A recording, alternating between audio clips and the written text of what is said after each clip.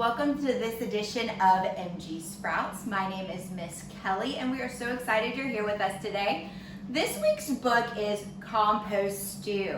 And in Compost Stew, we read about all the different things that we could put into our compost and then put the compost in the garden. So if you have not already read this book or you've not watched the video of Miss Karen reading it, please read that first before you do your activity.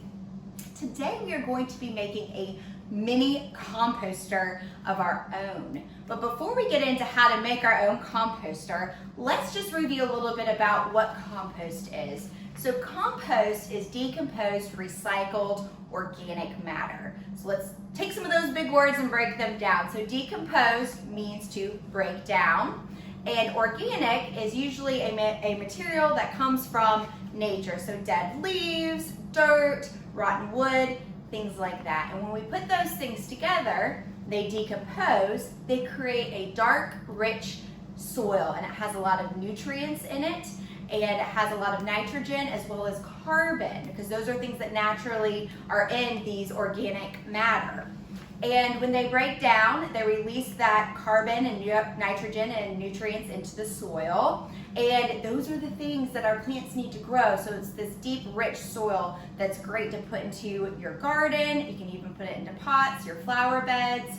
And it's a great way to recycle as well. So not only are we creating a soil for our gardens that's perfect and rich and those nutrients that we need, it also helps us recycle some of that organic matter that we typically throw away. So the EPA estimates that about 30% of what we throw away and put into a landfill is actually things like grass clippings and food waste, and those things can be easily used again in compost. They break down naturally into the soil, but when we put those into a landfill, they don't break down as easily because there's other things in there like plastics and foils and metals, and those things do not naturally decompose, or they take a very, very long time to decompose.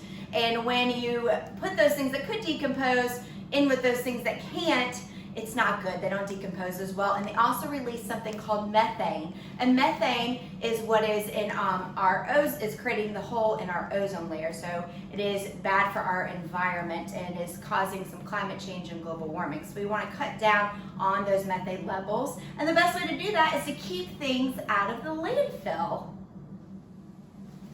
So now let's talk about the things that we are going to put into our compost. Some materials that we're going to help keep out of those landfills that I just mentioned. So as we're making our in-home composter, we are going to layer what we call green matter with brown matter. And these are all organic, and green matter is things that are typically green. So it's going to be grass clippings, leaves off a tree, or leaves that just fell down that are not dead yet, as well as food scraps. We throw away a lot of our food scraps, and that makes some great green material for our compost. Also, coffee grounds are really great as a green, even though they're not green. They're very nitrogen rich. So our greens are going to be those nitrogen rich organic matter that we're going to put into our compost. The next kind of material that we're going to have are brown materials, and those tend to be things that are organic matter that's already dead. So dead leaves, rotting wood, little bits of sticks. They can even be paper, so newspaper is another one as well. And so these are the dead organic matter. And brown material, organic matter, is very carbon rich, and that carbon is great in our soil as well. So like I mentioned before, nitrogen and carbon and those nutrients, that's what we're trying to get into our compost. So by using the green matter and the brown matter, we're getting those nutrients and that carbon, that nitrogen into our compost. And that is what is very important. So today, we're gonna, we have a variety here of things that we are going to layer into our compost bin. But before we get to that part, I do want to mention a couple of things that we do not want to compost. So just because you think it can be composted doesn't necessarily mean that it's compostable, or just because it's food matter doesn't mean it's compostable either. So bread products are not good to put into your compost. They really attract a lot of unwanted pests, and a lot of things I'm going to mention to you are mostly because either they can't break down very easily or they attract pests. And if you have your mini composter we're gonna make today inside, you don't have to worry about that as much, but you can make big compost bins. You can make your own in a dark, plastic container. You can buy compost bins, things like that. Those are typically outside or even directly into the ground, and we don't want the pests to get in there. So a lot of these are just pests like to get in, and we don't want those around our house. Also, cooking oil, you don't want to throw that in there. It actually makes everything smell kind of bad. It also attracts some pests, and it can put a little bit of imbalance of the moisture in your compost as well. So we don't want to put any kind of cooking oils in there.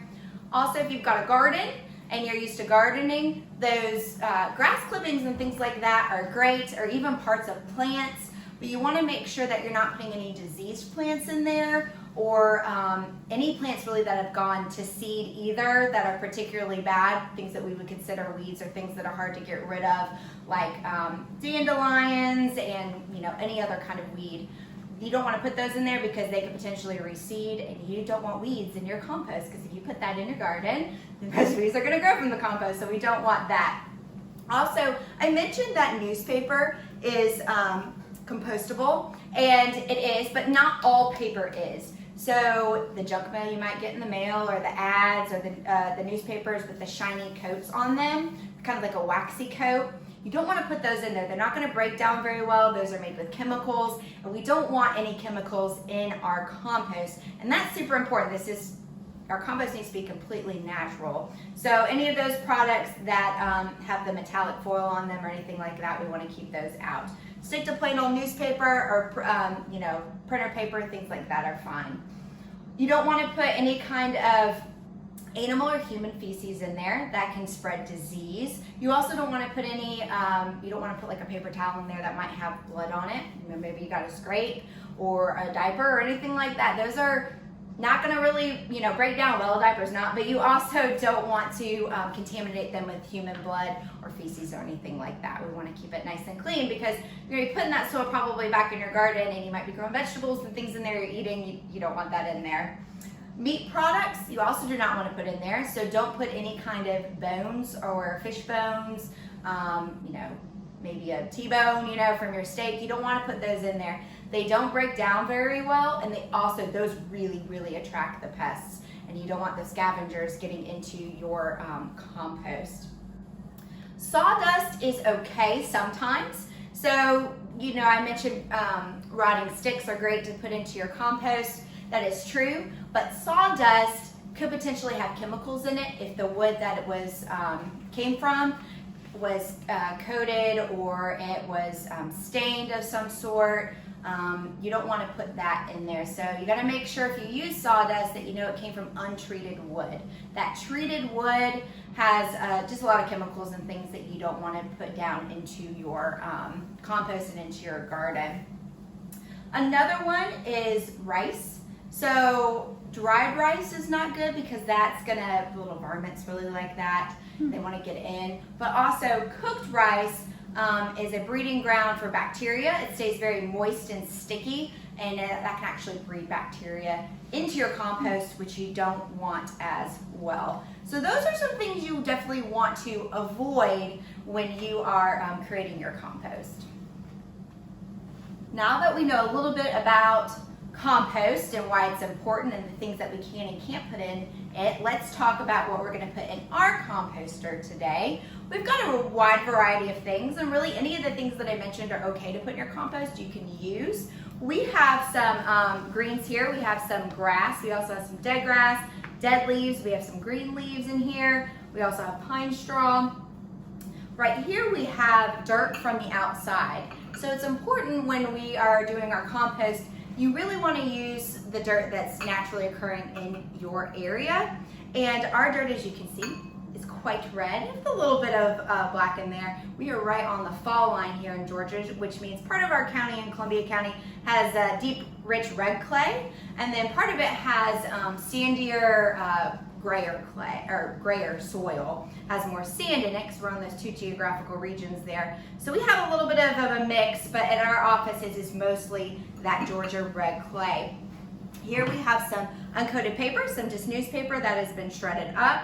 We also have some food scraps here. Got some banana peel, there's some tops of peppers and some okra that went bad, so we're gonna layer that in. This is one of our greens. And then I have also made another little dirt soil bowl here. This has a couple of things in it.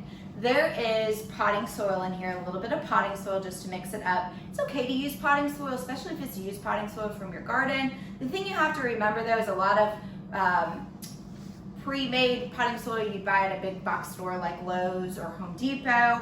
It has fertilizer in it, and some of those big chunks of fertilizer are chemicals and stuff. We really don't need that in our compost. So if you've just got some potting soil that doesn't have anything in it, or potting soil that's been broken down already because you've used it, that's perfect. So we've got some of that in there. We also have, let's see here. Here we go.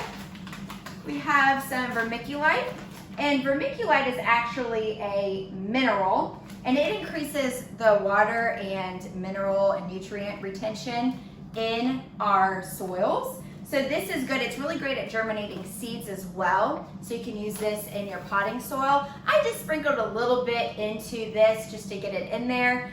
You don't really want to use a lot of this. And I know most of you guys probably don't have this, but we had it around our office from another activity that we did.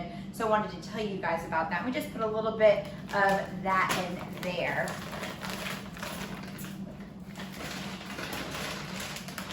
Second thing I put a little bit into my potting soil mixture here is something called peat moss. And peat moss also holds water really well. It's a dead fibrous material that forms when mosses and other living things have started to decompose, particularly in a peat bog. And it is very hard to make peat moss, so it's not considered a renewable resource. It takes about, every year it's less than 1 millimeter's worth of peat moss is created in a peat bog. So you can buy this online, but it has some of the same qualities as that vermiculite. It holds water well and those nutrients as well. The two things you want to know about this, if you're an avid gardener, is that the vermiculite has a little bit higher pH. It's about a 7. And then the peat moss has a lower pH, it's more acidic. It's about a 3 or a 3.5. So when we talk about soil, we really want it to be at about a 6.5 or around neutral for most plants, but that's another activity for another day.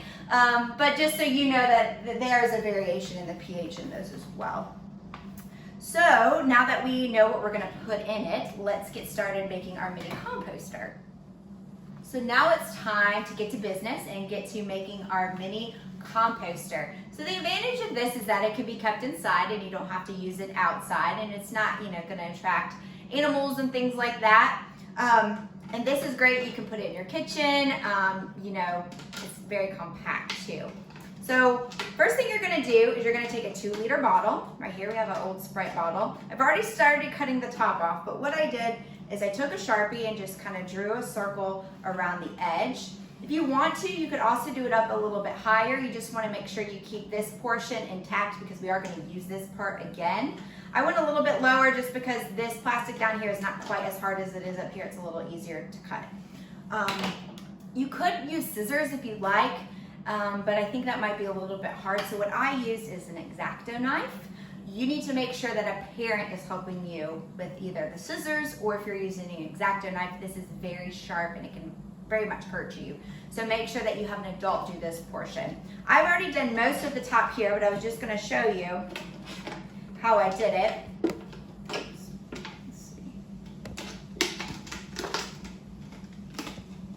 You hold it like this, kind of just whoop,